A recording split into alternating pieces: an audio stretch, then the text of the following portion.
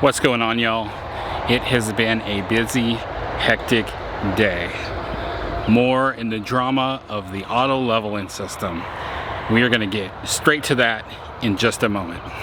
Because, you know what? It's a big deal.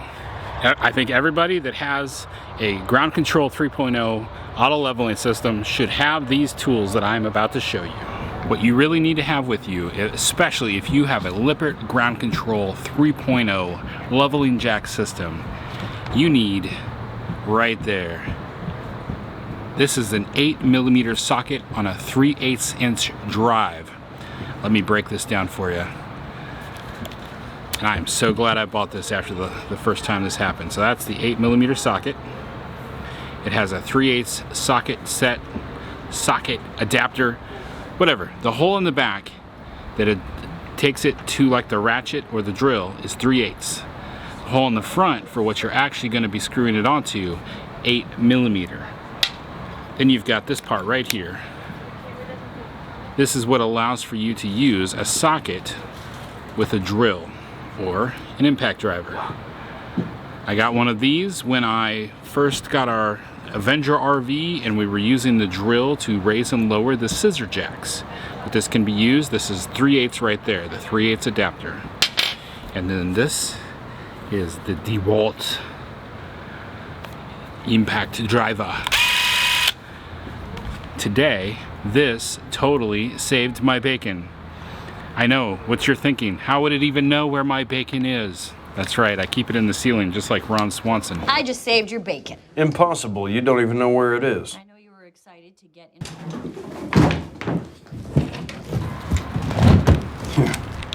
I didn't think so. After our event where we spent 3 hours trying to get the jacks to go up so we could leave the 1,000 trails in Columbus, Texas, I bought this. The reason I went and got this, well, I tested them out. 8mm worked, but the only 8mm I had was for the teeny tiny little socket set, and that wouldn't work with the drill. So I'm just sitting there with the little ratchet and I'm like, this could probably take about 2 whole days to bring up a jack manually. So the next time I was at AutoZone, I got this. It's from Duralast. It was like $4, I think, maybe $5, just for the one little socket. I am so glad I had this today. We had the one left rear jack would not come up. It would go down. It would auto level. I was able to get past the external sensor error, but that jack would not come up for anything. So I wound up auto leveling so that all 6 jacks were down and we're like taking pressure off of it and balancing it out. And then I went over and I popped the bottom off, put this on there. Now this is important because the first time I pushed the button in this way, which is usually how you would take a screw out, or whatever you're driving out would usually be pushed in here, but that causes the jack, the Lippert jack, to actually extend further. So then I switched it to this side and I just held it like this and the jack slowly came up. Let's go take a look at the jack itself so you can see what I'm talking about. Alright, this is the culprit right here. There's 2 different ways for you to manually do this, and the easiest way is the one from the bottom. So right here you've got this rubber cap, which is a little bit tough to take out. Okay, once that comes out, you can see in the hole right there. I think you can see it. Difficult for me to see exactly what you're seeing right now. Let me try to focus it. So that's 8mm right there, right in the bottom. And what you want to do is you want to unplug the power and the sensor before you do that. Then you pull this out of here and then you use that 8mm socket right there and you drive it up, and that will cause this jack to come up. And that was the only way we were going to get out of where we were today in Alabama. I tried a lot to get it to come up on its own, but it would not. I may have to do this every day until we figure out what's going on. I don't know if it's bad or if it just needed some time to reset. So it leveled fine. When I got here to Kentucky, it leveled perfectly fine without any errors. No errors? What? Make sure to put this rubber cap back on. Try to keep that area as clean as possible. So there's another rubber cap on the top, which, as you can see with this bodywork that's right here, it's a little more difficult to get there. This is the easier one to access. The reason I want to tell you guys about this is because Lippert's documentation says that that is a 5/16. And I am telling you, a 5/16 doesn't work. An 8mm is a perfect fit. Now you know. I highly recommend that you have this, because you could be waiting out there for hours for somebody to come, a tech or someone to come out there and help you get that jack retracted so that you can hitch up and leave. That's the last thing that you want. It could ruin your day, ruin your whole trip. At least with this, let's say it's bad. Let's say it needs to be replaced. For some odd reason it'll go down, but it won't ever come up. Is my trip ruined? Nope. About 5 minutes of pulling it back up with this thing, and we're good to go. It could be a potential problem. I don't know if it'll only go down and it won't come back up. It might throw a little bit of trouble for the auto level portion of it. We'll have to see. May have to buy another jack. We'll see. All right. Well, we made it out of Alabama. We are in Kentucky, and I want to continue to share with y'all things like grocery stores that are in other areas. So, hey, if you just tuned in just to find out about how to get your jack to retract, thank you so much for watching. You can hang out longer. This is a daily vlog about the life of living in an RV.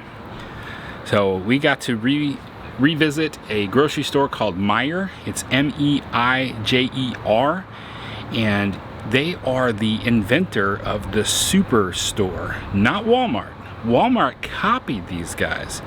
They have had stores like this with basically everything you need all in one store. 1966, 65, somewhere back there, out of Michigan, I believe, is where they started.